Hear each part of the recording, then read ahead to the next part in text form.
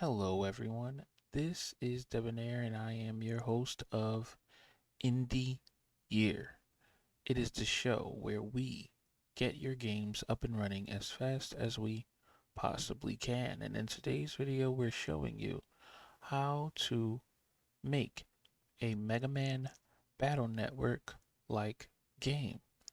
So sit back, relax, and enjoy part one of this video where we show you the two most important types of movement you must input into your game in order to recreate Mega Man Battle Network and make it feel as authentic and satisfying as it previously was before.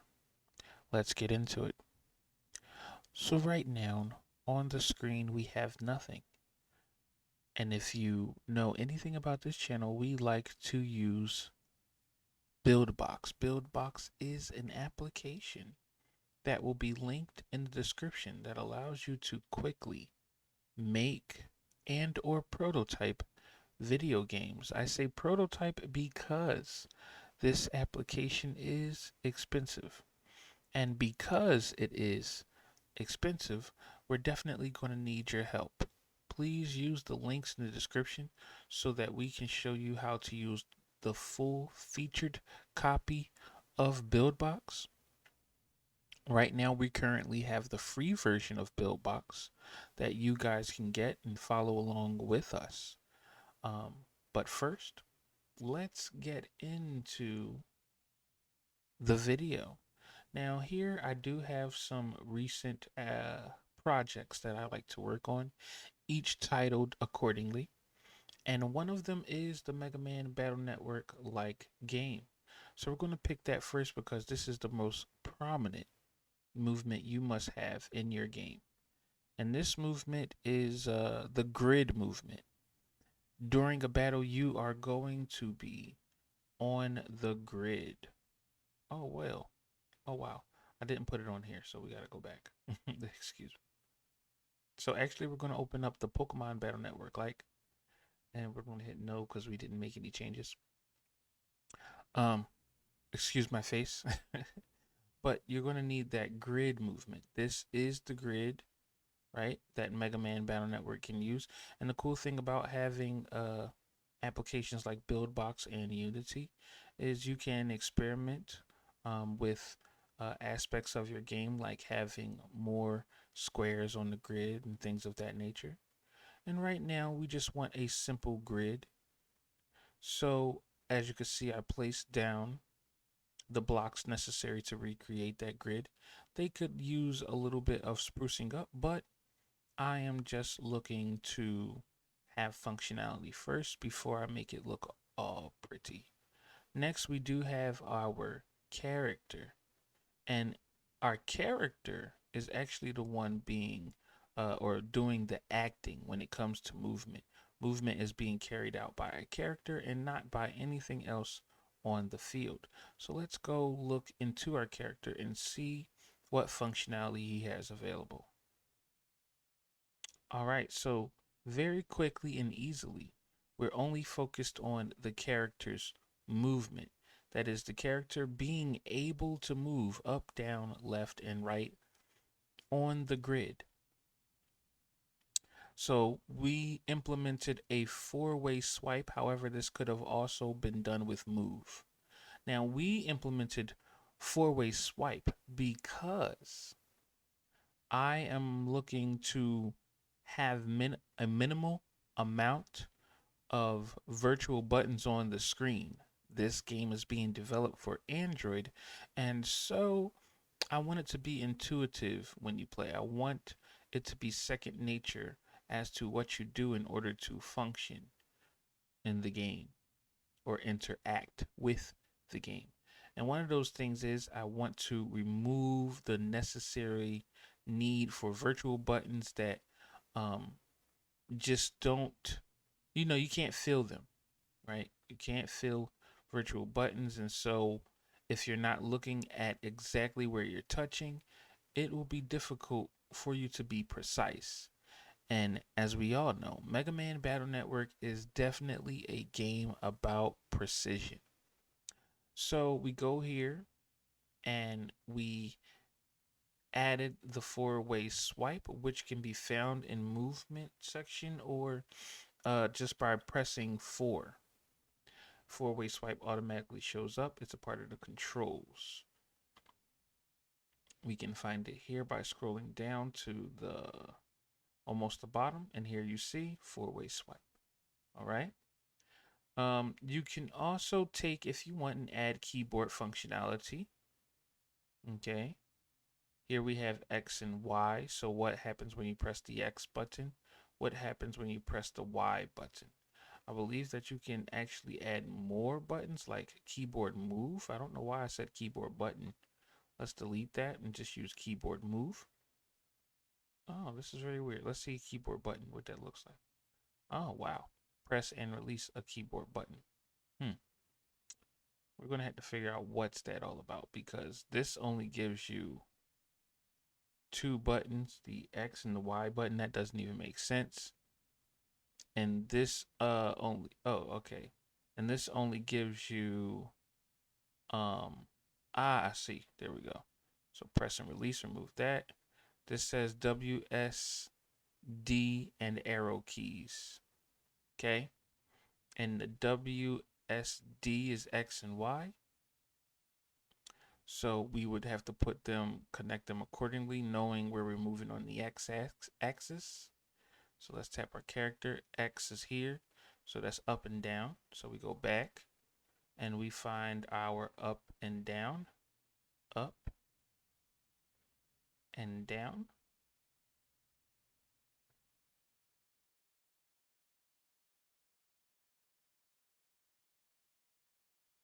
And then we have a left and right.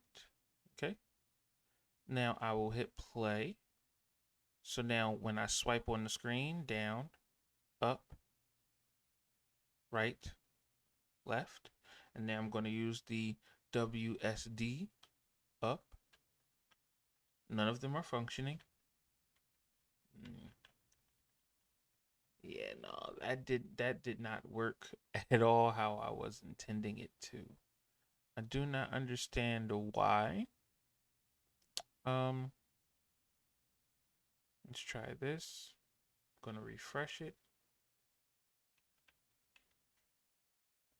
No, those actually are not doing anything whatsoever.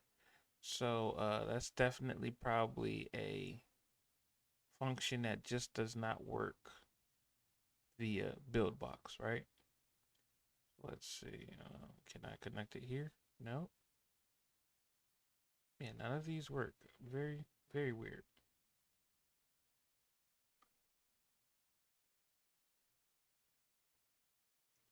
One more time with the arrow keys. Yeah, no, it just doesn't function like that. So that definitely messed up my tutorial. But anyway, so there you have that kind of movement, which has been, as you can see in here. Some problems with Buildbox is four-way swipe is automatically activated as soon as something is attached to it, regardless whether that's something, that node has been enabled or not. What does that mean? It means even though we see that the start function, right, activates our four-way swipe, that's not what activates our four-way swipe. In all honesty, what activates our four-way swipe is just the simple fact that it's enabled. Okay. And even if we had a node that was not connected to anything, like I'm gonna use this node, touch there. If we hit play, the four-way swipe is still activated regardless, or it's still active regardless. I'll bring the keyboard in. Remember, our keyboard doesn't work. Okay, the keyboard function did not work at all. I press play. My four-way swipe is still active, even though it's not connected at start. And so this has given me a couple bottlenecks in my game. Um, or in-game functions that I want to add, and I do not know how to fix that. It's probably something in the code that I could dive into. But as soon as another node is touching it, it's automatically enabled. So it's a wee bit annoying, but I'll fix it in the future. So next, I'm going to go into my other project to show you the functionality that you should have for your overworld. Why did I do that wrong? There we go. I'm sorry. I'm going to go into the other project. I should name these again. Excuse me. So, as we could see here in this project, I actually used Rock Lee. And if I press play, I can use the analog stick to move around. This is what functionality should exist in the overworld. And this was a little bit more complicated than just the up, down, left, right swipes. Next, we also have moving and then battle commencing after hitting a monster. And then we have the teleporting to a different world or a battle grid of there, here. But I'm not facing the proper way. So we do have some bugs we need to clean up here. But with the little functionality we have right now, I'm going to take the time to show you. Again, these mechanics are inside of Rock Lee. And these mechanics consist of these nodes. Now, the nodes that are not connected are nodes that I was playing with, and I'm trying to get to function properly, but they just have not just yet, because I have to tweak them. Like the spawn node is to spawn another character. This animation node is to run another animation that I want to happen at a precise time. And so these nodes, I need to figure out exactly how to make them work. Okay? So the most important nodes for you just to get the functionality are the animation nodes, the movement functionality that you want. You're going to need these animation nodes. And you're going to need the move and direction nodes, the receive joystick nodes, and the signal threshold nodes. The signal threshold node is used to make sure that other signals don't collide with each other and cause mess ups or mishaps. So typically, if you see any clashing going on between, let's say, animations or things of that sort, just try a signal threshold on one of the inputs or outputs, and that could possibly fix the problem. So let's see what we have here. Okay. So with the receive node, this one is coming from the joystick, and that joystick is in our UI here. That joystick is right here. You can find a joystick simply by pressing the asset button and finding joystick. After you find the joystick, it will look like this, and you can change the way it looks by I created these with PDFs, or not with PDFs, excuse me, with PixArt, and I made JPEGs or PNGs. I found these online in order to make it. This is a lotus flower or a lotus leaf. So I used a couple things to create it. And I think it came out relatively well, actually. So I definitely kept it. I think it's almost one of my greatest creations. Um, but maybe I'm over exaggerating, right? So the joystick sends, it's going to send some information, but it's just sending enabled right now. This is what the knob looks like. All right. The base of it. And this is the knob itself. Right. All right. And then from there, it sends this information. Now, this automatically sends. So this is sending Joe, I guess, the name Joe to Rock Lee. If you look inside of here and you hit receive, and it says joystick in there. So, matter of fact, I think it's sending joystick send, right? So it's sending joystick to there. It was kind of ready upon being created. So you really only had to tell the joystick where to work at.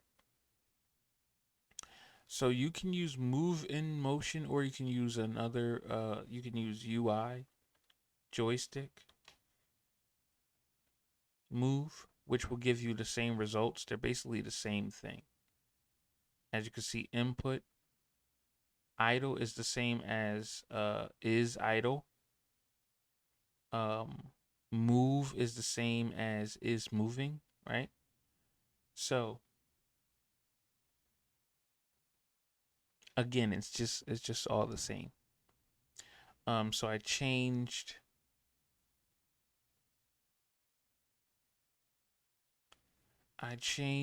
the way the screen world was working for Y. So you got world Z instead of world Y initially, and I left X the same. And this was just to make sure that Rock Lee was facing the proper position when walking, because when you initially set it up, your character may not be facing the direction that they're actually walking in. If I turn on the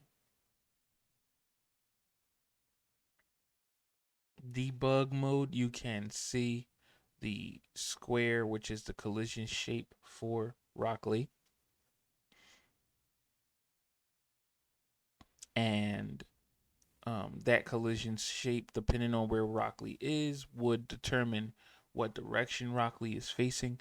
So I turned Rock Lee like 90, like on a 90 degree or 180 degree around degrees around, and then set the joystick and things accordingly. It is up to you to decide how that is going to be set up.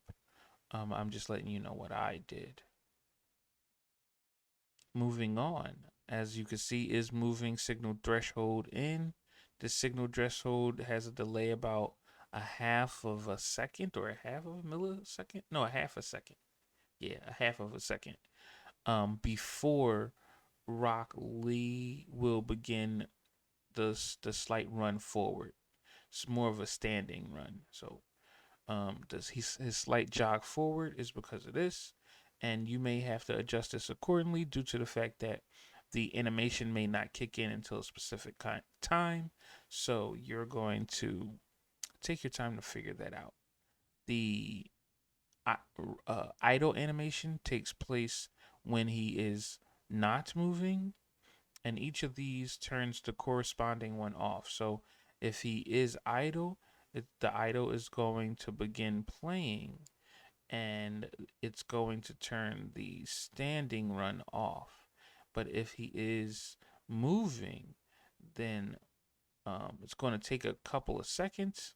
Then it's going to begin playing the standing running forward, and it's going to turn the idle off. Now make sure that both these animations are connected to the main animator or animation, the main character on the screen that's going to be visible, so that these interact with this at the end. You can create a transition time if you want, but it's not always necessary. You're going to have to adjust them once again accordingly. As you can see, this one is 0, but this one is 10. It kind of doesn't matter, but you got to find that sweet spot, because sometimes the animations still do clash. All right, so that's going to create your movement.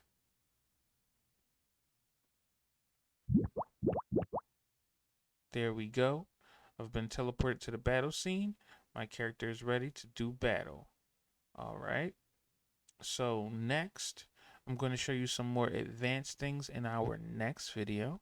I'm hoping that you got everything that you needed here, and if I was not precise enough, please ask for feedback in the comment section below. We are currently giving out a free copy of our book that is being worked on right now. You guys get 40 pages free by clicking the link in the description, and that link should say the only code is no code. It is going to assist you in being more precise in creating your video games if you are looking to create a video game like this one. You know what to do, but if you do not know what to do, please rate, comment, subscribe, upvote, follow, hit the notification bell so you know as soon as I put my newest content out, and most importantly, share. You know that the easiest way to get your games up and running as fast as you possibly can is by returning back here. And the only way you can do that is by getting notified by YouTube. So take the time to do so. With all that being said, I would like to thank you all for stopping by. And I am your host of this channel known as Indie Year. It is the show where we get your games up and running as fast as we possibly can. I don't know what we're going to do in the next video, but I do know that you're going to enjoy it. So in the meantime, please do enjoy the rest of your year.